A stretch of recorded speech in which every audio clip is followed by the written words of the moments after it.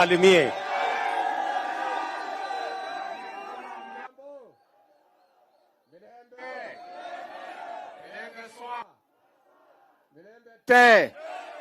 Milembe mia.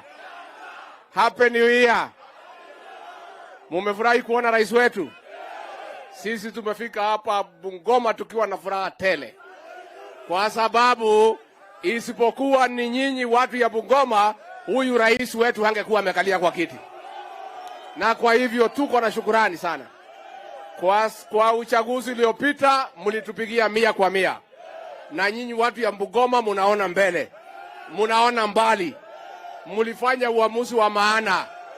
Na ndio tunasema na nyinyi ni wakati wenu wa kufurahia matunda ya serikali ya Rais William Ruto. Tumekubaliana? Sasa si hapa naanza maneno ya manyumba.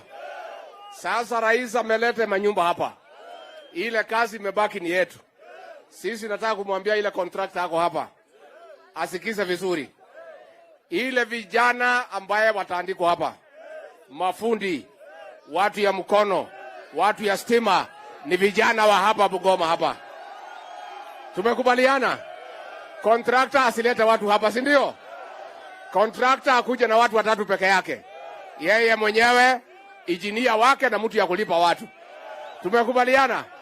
Kwa hivyo mimi nashukuru sana, asanteni sana, Mungu awabariki. Thank you very much.